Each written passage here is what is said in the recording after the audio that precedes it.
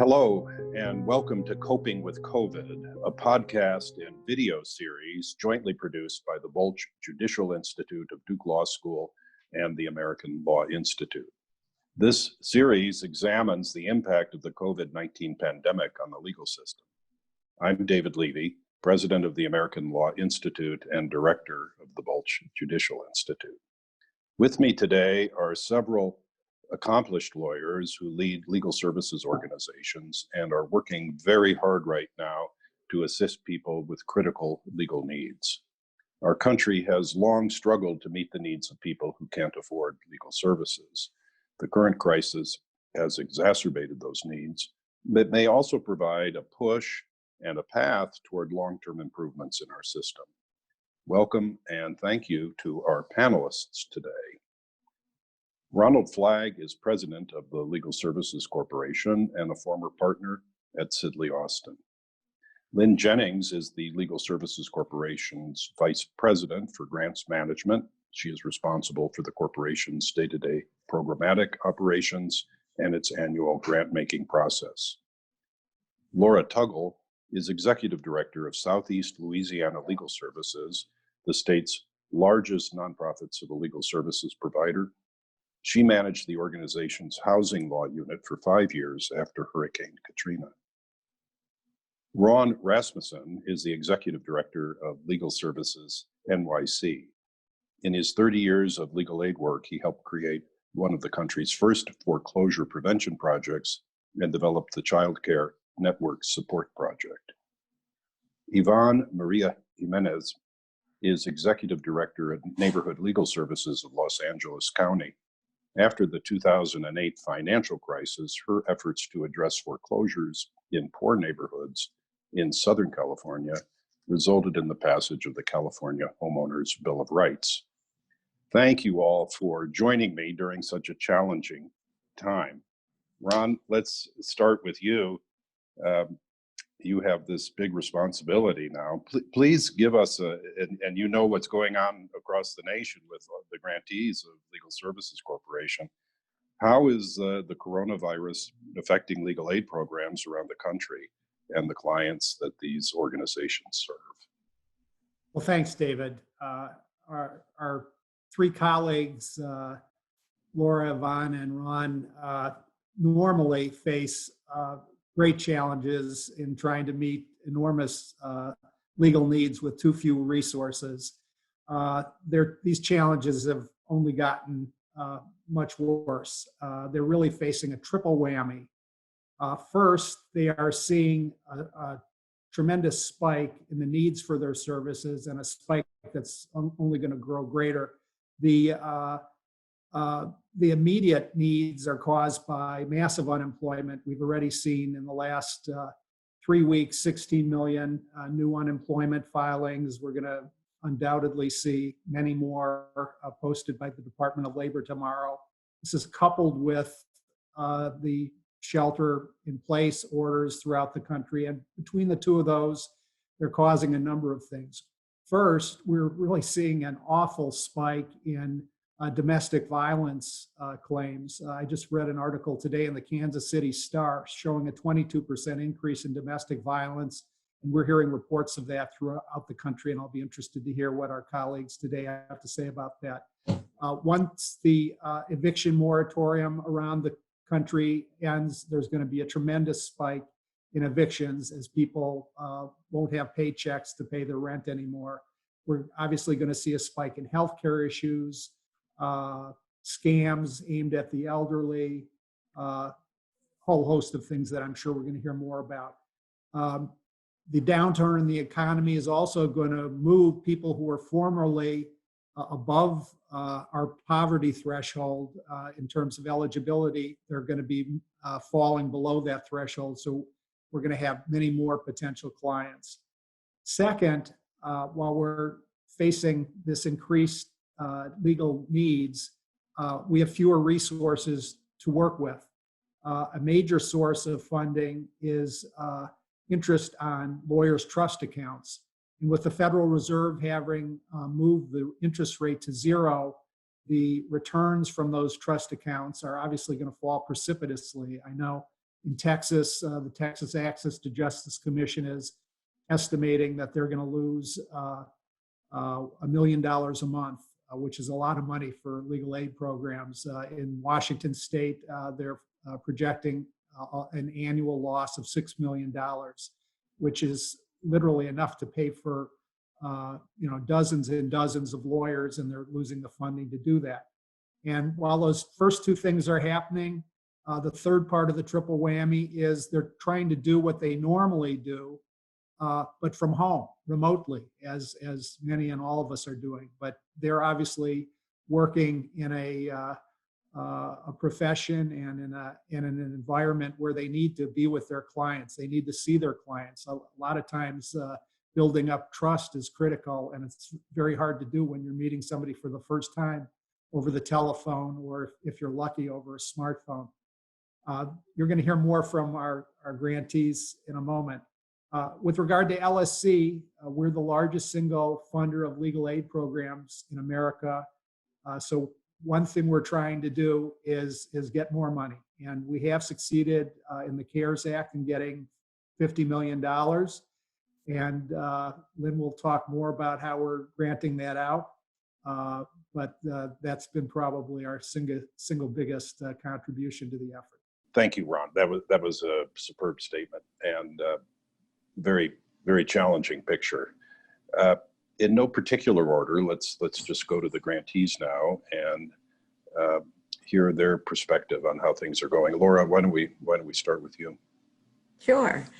Thank you so much for having us on today and really helping us raise the profile of what we're seeing in our communities and how others can help us in our work, hopefully. So Southeast Louisiana Legal Services, we're one of two legal aid programs in the state of Louisiana. And we serve about 50% of the state's poverty population in 22 parishes, and we have about 105 staff members. Staff members, about 15% before COVID, were based on site with community partners. So in VA hospitals, in medical clinics, at community colleges, at domestic violence agencies, at homeless one-stop centers. It's really spread out within the community, and we also operated 5 self-help desks. And pretty much evaporated overnight with COVID. On a good day, our state has incredible challenges. Third highest poverty rate in the United States. We have the second highest rate of women killed by their intimate partners due to domestic violence. We consistently rank as either the 49th or the 50th most unhealthy state, which is really playing out into the incredibly high mortality rate with COVID in our communities and the disproportionate impact on communities of color that we're seeing in those death rates. We also have the highest rate of mass incarceration in the world. For a little while, we went to number 2, and then this year we went back up to number 1.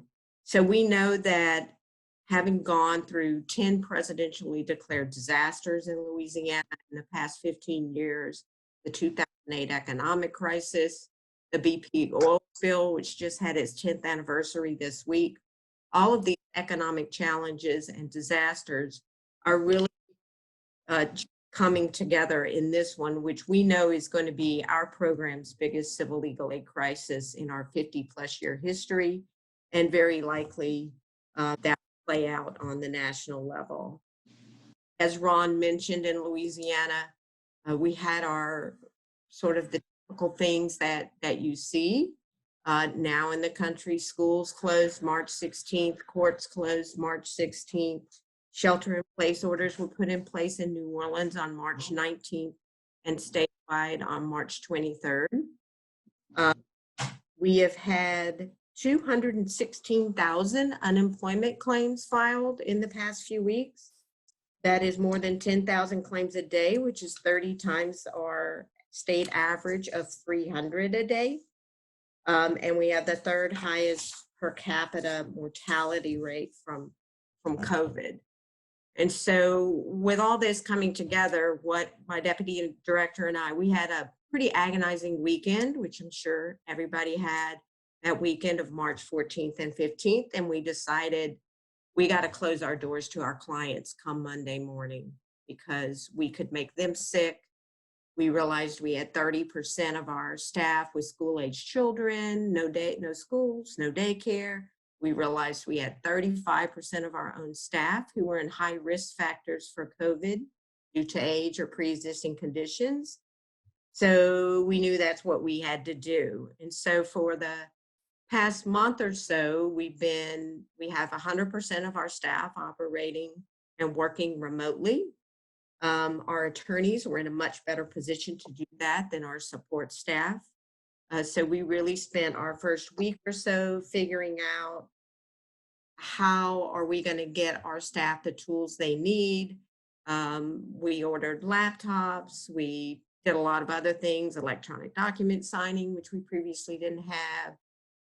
Did a lot of skills training while everybody was trying to figure out, how am I going to do this? Well, once we decided we're all going to work remotely, ready or not, here we come, we're doing it. Then that's what we decided to do.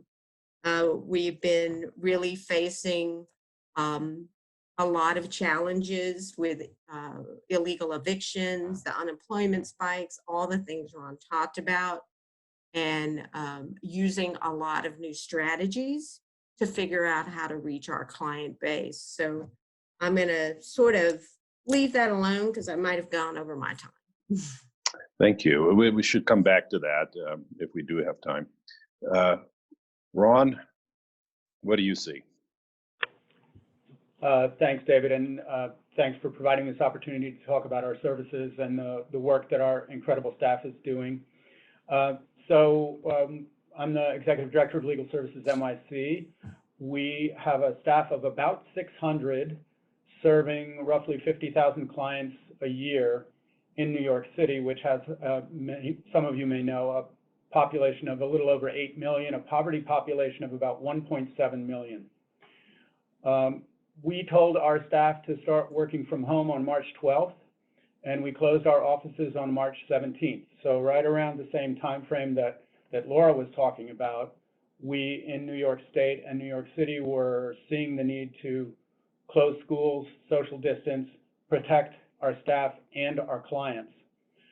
We mobilized our entire team pretty much overnight. I have to say, although overnight of course takes 2 or 3 weeks, because like Laura, we had to purchase maybe a few more, but about 150 laptops and printers and Wi-Fi's, MiFi's, and then figure out how to distribute them when we were supposed to be keeping our social distance from each other. So that was a big challenge for our IT team, for our directors of administration, et cetera, et cetera. I will say that our staff has been incredible from day one. We have a long history of, as Laura does, responding to crisis, 911, Hurricane Sandy, and the economic crash in 2010. And our staff are energized by the opportunity and the need to respond to the needs of our clients that are so exacerbated under situations like this. The big difference in this situation, and the reason why I agree with Laura saying that this is going to be the roughest disaster that we've responded to, is that this disaster is driving us apart physically.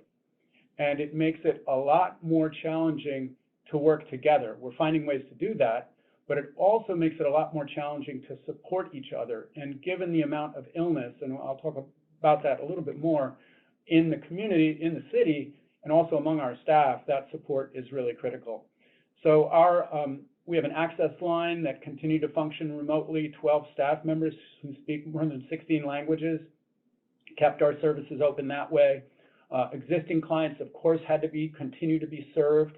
And then there are new clients who are facing illegal evictions, who have challenges applying for unemployment insurance, who have to continue who have problems with domestic violence. And so we have to both respond to our existing clients, which we continue to do, but also anticipate the needs of new clients who have COVID-related problems. A couple of exciting things that I'll mention that have happened. One is that our social workers created an emergency client fund recognizing that there are a lot of our clients who are not either able to access public benefits or were not eligible for certain kinds of public benefits. So we created an emergency client fund with private fundraising efforts and now a couple of grants that we've applied for that will provide, we hope, up to $200,000 for clients who can't afford food or just the most basic of essentials. We have also created a broad range of know your rights materials that are both already available for clients and for those who aren't clients, but are also training materials for our staff and for other advocates in New York City. The last thing I'll just say is that we've also needed to pay attention to the survival of our organization, meaning that we've had to focus on stabilizing and ensuring that our structure will be stable going forward. We've already heard about the IOLA challenges. We're going to face those here in New York City and state. Post-economic crash in 2010, the IOLA fund went from $36 million down to $6 million, pretty much within a year. And we anticipate a similar kind of crash this time around. We have recently we've recently passed a state budget, but the governor reserved the right to reduce funding going forward. And there's on April 30th and June 30th and December 31st, the governor has the right, if the revenues are less than 99% of what was otherwise anticipated, to reduce funding across the board. So we're anticipating state cuts. We learned last week that there were $20 million in city cuts to our housing funding coming, and there's more to come. So stabilizing our organization going forward from both overall funding and a cash flow standpoint, making sure most importantly that our staff are supported so that they can continue to provide great services for our clients is what we're trying to manage. Thank you. David, if I could just interject here, the numbers that Ron just mentioned, just in New York State and New York City, $30 million reduction in IOLTA, tens of millions of dollars reduction in housing funding in New York City. This puts in perspective how far our $50 million emergency funding across the entire country, across 122 grantees can go. So when people say, well, $50 million is a lot, that should take care of it. No, it's at best a good first step, but it's nowhere near enough to take care of it. And we're back at Congress right now seeking more funds, and they're asking why. And Ron just gave a pretty good answer, I believe. So the 50 million you're referring to is the provision in the CARES Act for legal services. And am I right? Correct. And yeah. And we asked for 100 million, and we're still seeking that additional 50 million. And when you hear numbers like Ron just described, you need it. Right. You obviously need it, but good for you to get into the CARES Act. Well, let's go out to California. The situation out there, maybe it's a little bit different than Louisiana and New York, but we don't know what the future will bring. Yvonne. Well, good morning, and thank you, David. Thank you for this invitation to talk about the important work that we do. So let me just give you a perspective of size. Neighborhood Legal Services of LA County serves all of Los Angeles County. We have 10 million residents in the county, and about little under 2 million are eligible for our services.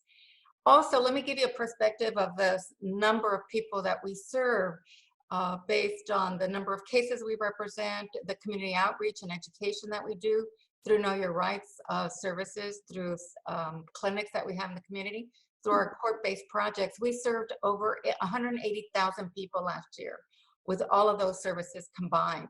So the magnitude of taking our organization, converting it to remote operations was quite a challenging task for us. We have 4 main offices.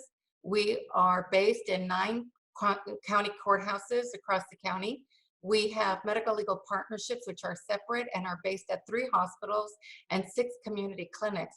So it was quite a reach into the community and portals of how we could people could access our services and how we could reach out to the community, not just in representing in cases, but also assisting people through community clinics and doing significant community outreach and education.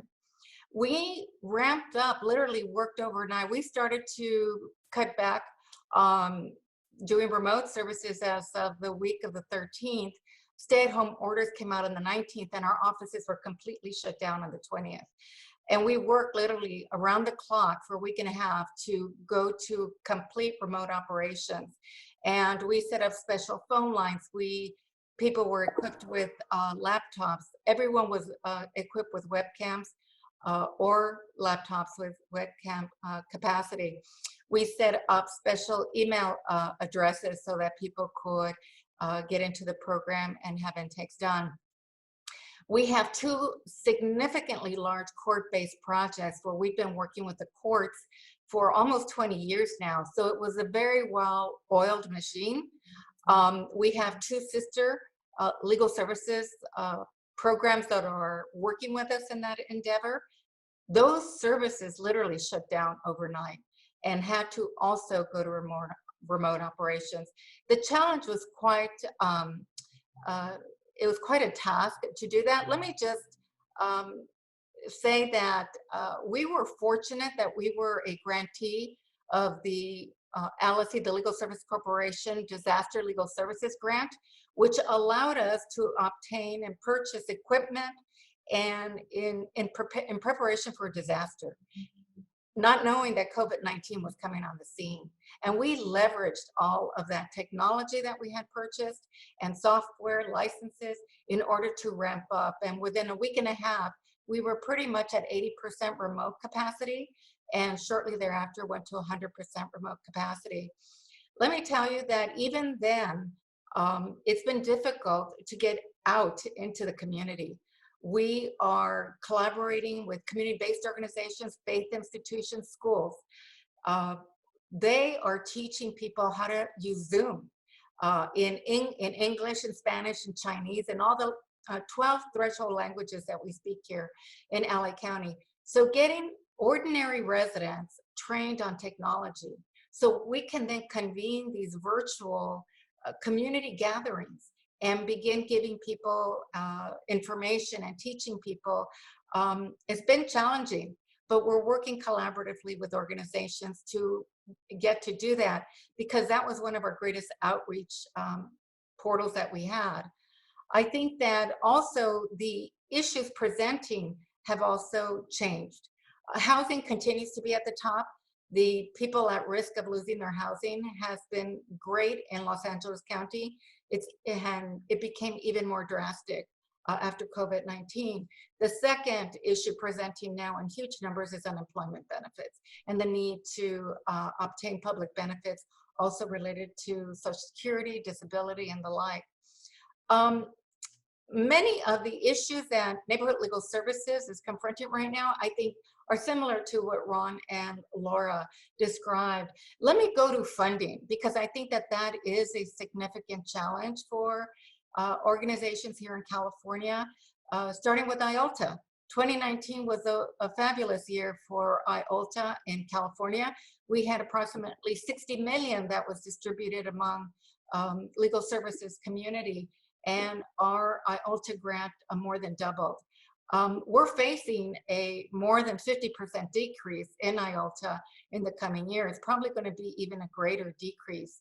Therefore, the vision of allocating more funding to the efforts around housing and unemployment are really at risk.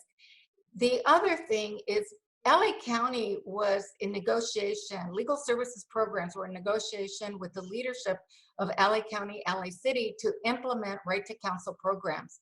And we were just at the end of that, ready to sign contracts. These are multi-million-dollar efforts. For the county alone, it was going to be a $7.5 million effort that funding allocated to legal services to then provide representation to tenants in evictions. That came to a halt overnight, and it's not going forward. Because of COVID-19, the leadership of the state and our local leadership have turned in our focus completely on COVID-19. So discussions on expanding services to people at risk of housing has come to a halt. Let me tell you that right now we have moratoriums in effect.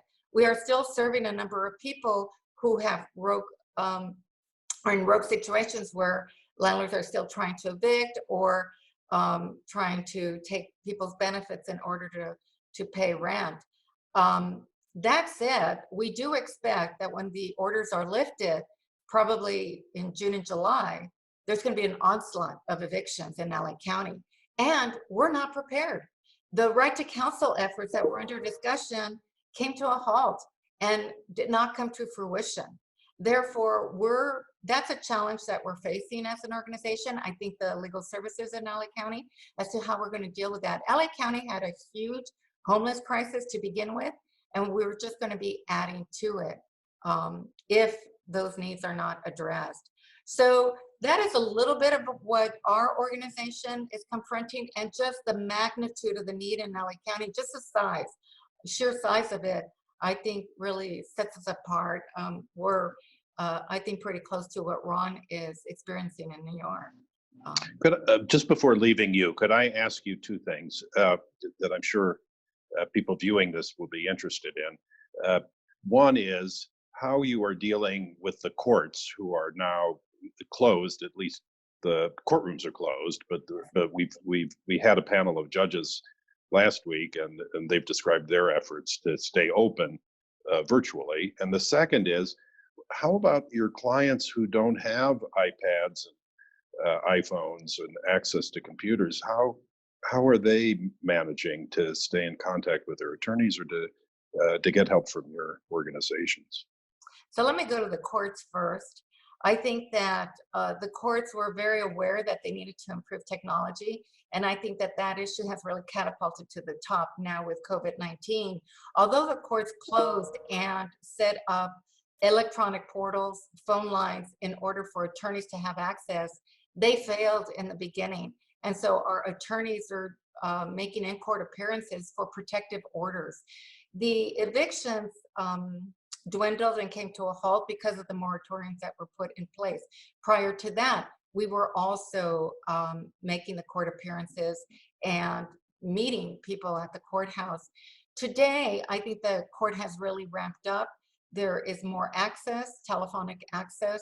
The courts are going to video conferences and telephonic appearances. The two areas that are still high in demand, number one, protective orders. We're still seeing about 30 a week, and that is a decline from what we saw before, but I think that that is because of the difficulty of people having access. But we're seeing 30 a week protective orders, and our attorneys are still doing in-court appearances on those, and the courts are open for those. Evictions, as I said, are now dwindling. But our attorneys have made some appearances in those as well for continuances. So, but we're working in collaboration with the courts to ensure that people continue to be served for essential emergency cases. Your second question. Clients who don't have technology. Yes. So let me tell you that for unemployment benefit, we have an office that is actually constructed in a way that we're going to launch unemployment clinics starting Monday. It's divided with glass. So our staff could actually be on one side of the glass, clients on the other side of the glass. We are setting up appointments on the hour to have people come into the office and then be interviewed and go online to do those applications. It's been a challenge, David. It's sort of a funnel. We had a huge demand for our services, and now with the fact that we can't see people in great numbers in person, it's a funnel, right? It's trying to get into the portals that we set up, but they're not accessing or providing the access that we once had for people. So working with faith-based institutions and community groups is really a priority for us right now, just to get people into our program for services. Thank you. Let's go to Lynn. David, Lynn, yeah. David, Sure. I just wanted to add one thing really quickly. This is Ron. In New York City, we had an interesting moment right when the courts closed, quote unquote. They said they would still handle emergencies, and in particular emergency evictions, illegal evictions, landlords who had pre-moratorium evicted somebody and the tenant was trying to get back in, or post-moratorium roommates who were trying to, or who were changing the locks on their doors because they were, although they might have been happy to room with someone where they only saw them an hour a day, when they were living with them, it became untenable. So we then had a moment where we were required, as were other legal services providers, on a rotating basis to handle those emergencies. And there was a question about whether our staff were actually willing to go into court. Fortunately, the courts were able to handle all of those cases remotely. So emergencies have continued to be handled remotely, and we've taken them. Now the courts are starting to handle so-called non-essential matters remotely, which means that cases that are scheduled for a motion hearing next week, where there are two attorneys are being encouraged to contact the other attorney to figure out whether they can argue the motion in front of the judge or submit it and that sort of thing. Thank you. Lynn, how is LSC trying to help the grantees during this really terrible time? Yes, it is. Before I get started, I just want to say I've known Yvonne and Raun and Laura for a number of years, and just listening to them, I'm just so inspired by their leadership and ingenuity and adaptability. So I just want to give them a shout out for all of the amazing work that they and their staffs are doing. But I think the touchstone at LSC is that we want to partner with our grantees, and we want to serve as a resource for them and be as flexible as possible. So we started reaching out to our grantees around mid-March, and we held a conference call, a webinar with all of our grantees. And one of the questions we asked was, how telework ready were these 132 grantees across the country and in the US territories and Puerto Rico? And 90% of our grantees indicated that they needed additional resources. So internally, we worked together and we put together a telework capacity grant. Initially, before we got our CARES Act money, we had identified other funding sources that we could use in the interim to get the money out the door. So in what I consider lightning speed, having worked in the grant world for over 30 years, is that we got together a grant program, sent out the application in a week, reviewed the grant applications, and 126 grantees will get their deposits in their bank account for their telework grants tomorrow. The average grant is about $19,000, and they'll be buying laptops, MiFis, a variety of things. And then when we did get the CARES Act money, it was thinking about how we can distribute these funds quickly. In the past 3 years, we've gotten a couple of appropriations for the natural disasters that have taken place, and those were 2 tranches of $15 million. And we had a long competition process for that, but due to the immediacy of the COVID crisis, we thought we cannot have 132 people come in and try to say that we are more affected by COVID than the other person. So we decided, working with our Office of Data Governance and Analysis, to come up with a formula to give out these grants that we have. Generally, we give out $400 million on a basic field grant each year based on a poverty population in a given area. So the poverty population that we have for those service areas remains, but we also are taking into account the unemployment insurance filings over the past 4 weeks. And we will be getting the CARES Act money out to our grantees next week. So we have tried to be as adaptable and flexible as possible with our grantees in getting this money out and the resources that we have available. One of the other things that we're doing is, normally we have a year-long cycle of oversight and visits to our grantees. Well, obviously with all of the travel restrictions, we are not doing that. And I think that they will not have the burden of us coming to visit them. And we are taking sort of a different approach to oversight. And we too have to sort of improvise about how we're doing things, because we know that we're still giving out hundreds of millions of dollars in federal funds that require a lot of oversight. And how do we do that in a less invasive way? And so we're working on that. So I think our goal is to get them as much money as we possibly can through our government affairs department, be as flexible as we can in terms of oversight, and provide enough technical assistance for them to exchange information and learn from each other. So we have set up, we would recommend that you go on the lsc.gov website, because we have a whole COVID-19 page, and we have all of the resources that are available for our grantees. So we're there to serve them because they're doing a phenomenal job, and I applaud them. Well, it David, sounds like you've done a wonderful job of really turning things around.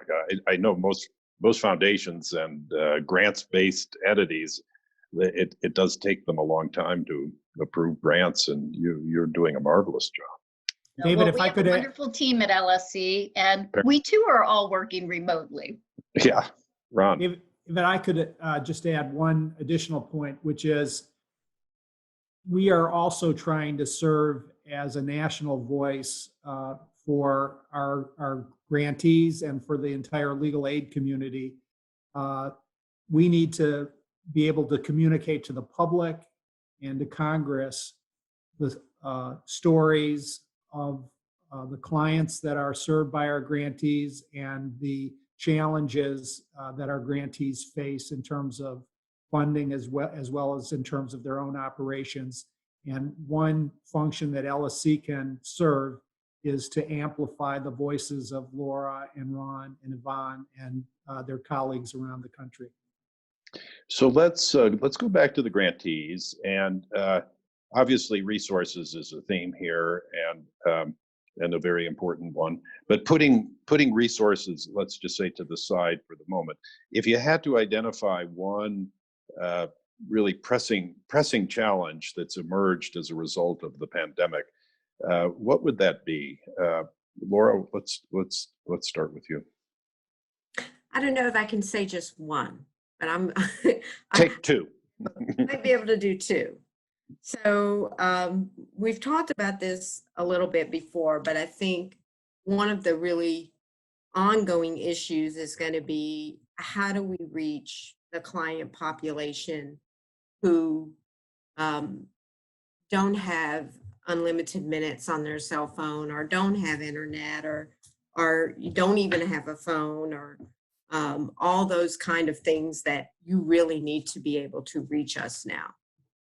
I think we've done, by deploying other strategies, such as doing Facebook Live sessions, we decided, let's do one of these. And so we did one of those right before April 1st was due, the first month that rent was due.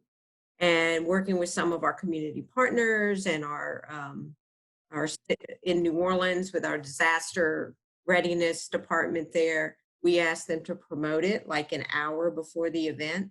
And we had 4,300 people watch that, which was sort of a shock to us. So then we decided, okay, let's do a lot more of these. We were able to do live chats, respond to it in real time.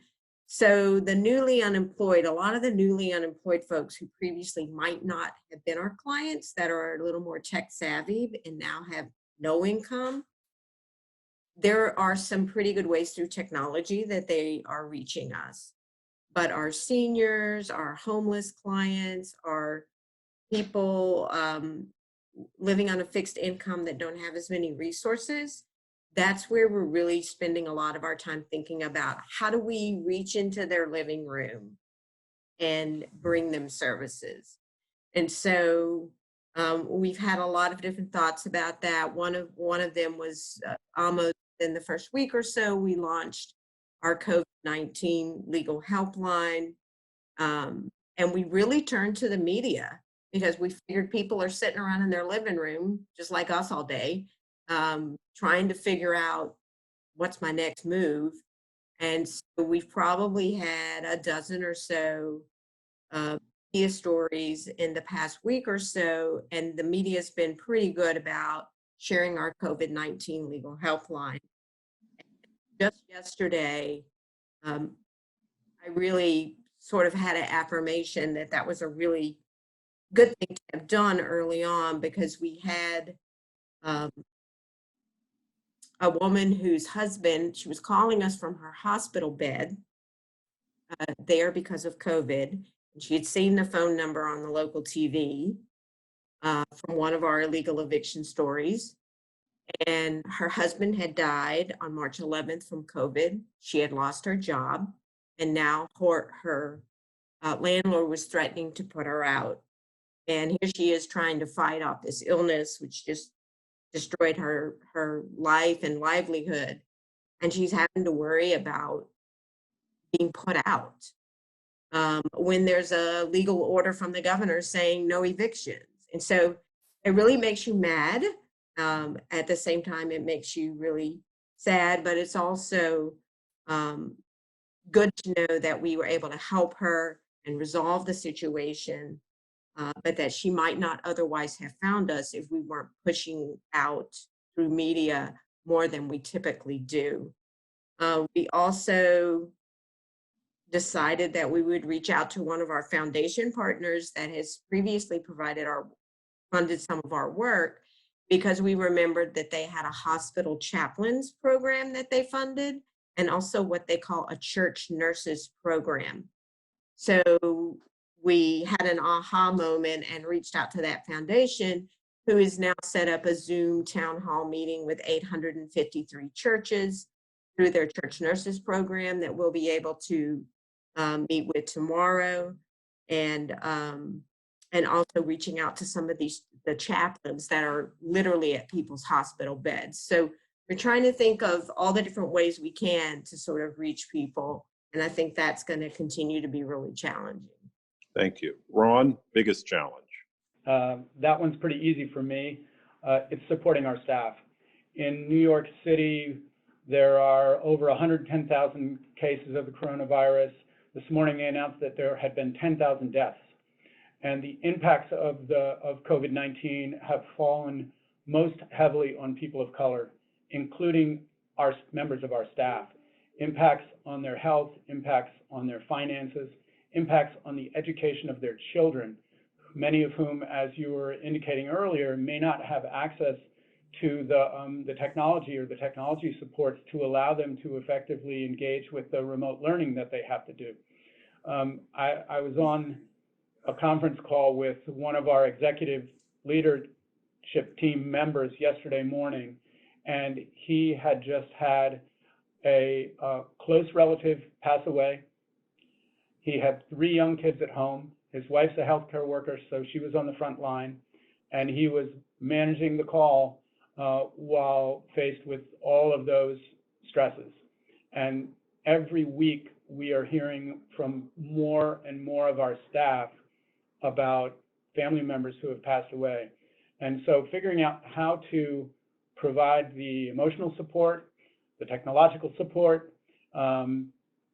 to allow people to continue to function as the effective advocates that they want to be is our biggest challenge. We've even, I'm sorry to say, had to put together a training for people on how to deal with callers who are talking about suicide. The pressures are so great on people throughout the city and throughout the country right now that figuring out how to help people deal with those stresses is really key.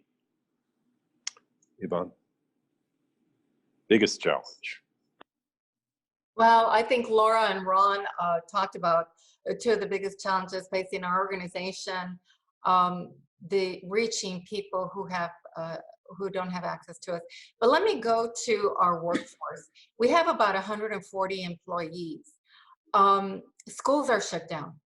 We have a workforce now that, and I would say 3/4 of our staff are parents of minor children. And having children at home now, it's been quite difficult to do what they ordinarily do and then take care of children and now do schooling as well. But I look to the opportunities that are presented in everything, including tragedies. And here, the ability to work with our staff to provide flexible schedules, that they do perhaps work in the morning, deal with children in the afternoon, and then get back online to return calls in the evenings or work on weekends. So it's provided the opportunity to do more outreach to our clients during non-traditional business hours. But I do think that the hardest impact right now has been to staff. It's disorienting and jarring to go literally overnight to remote operations. And for some of our staff to have our receptionists to learn how to use electronic equipment and software in order to do what they used to do just in the office on the phone. So I do think that this stay-at-home situation, COVID-19, has presented some challenges for our workforce overall. Thank you. There's been quite a discussion over the last few years within the legal services community about the role of technology and whether this is very promising or not so promising. And there have been debates on this. I don't think anybody thinks the technology will replace the lawyer or the need for a lawyer, but we're having to adapt here in ways that we didn't expect and maybe sooner. And I'm wondering whether you see long-term effects here that might be beneficial in the long term. I know it's hard to think about something good coming out of this when there's so much that's terrible, but is there some way in which this could be transformative in a positive way? Are you seeing any green shoots there? What do you think, any of you? In Louisiana, we are seeing some glimmers of I guess you would call maybe some hope in how we could more effectively deliver services in the future.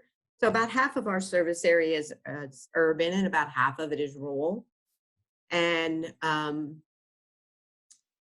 just thinking about how technology and partnering with libraries who are still closed but are pretty much all open digitally, how can we use some of what's happening now to better serve some communities that they have the same challenge getting to us, physically getting to us as others. And so we've had a long-standing phenomena for whatever reason in our New Orleans office. It's always been much more of a we're just going to walk in for services kind of scenario. Probably about 50 to 60% of our clients just walk in without an appointment, not calling ahead or anything like that.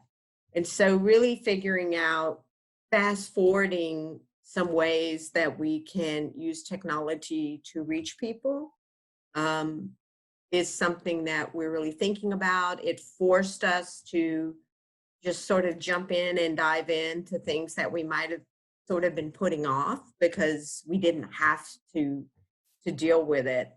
And in some ways, we're looking forward to being a little more effective in sort of on the operational side.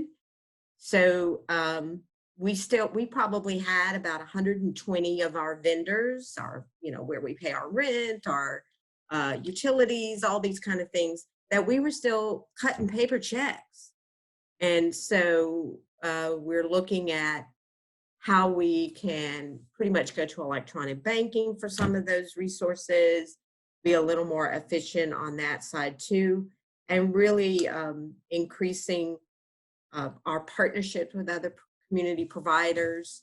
One thing that we've just really been trying to do over the last year or so, we've had a couple of reentry projects where we actually go into prisons, our jails, and do a little bit of front end work shortly before people get released. And we have long, pretty much since we started, been trying to get the Department of Corrections to let us do things by conference because it takes us like an hour to drive there and an hour to drive back. And they'd been very resistant to that. And then all of a sudden, we're finally able to have conversations about video conferencing, and realizing that, you know, that might be something we'd be able to do. So I do think there will be some more effectiveness that comes out of it that could let us help more people. That's pretty interesting. We'll see what happens. One of you mentioned this before.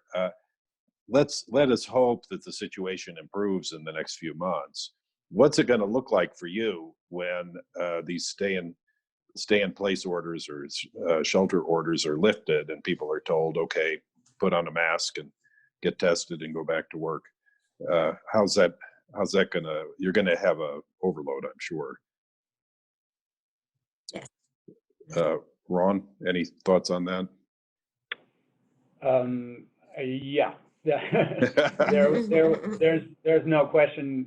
You know, I mentioned earlier that the courts are already starting to, you know, prepare by doing more, by not just simply adjourning cases, but saying we expect you to try to resolve them instead of just pushing them off, the so-called non-essential cases. So everybody's starting to think forward, including creditors who are actually engaging in anticipatory garnishment, I'll call it. They're trying to garnish debtors so that they can get the federal funds when they get distributed. It's really one of the most sickening aspects of these things, but we have always had to deal with a lot of bottom feeders.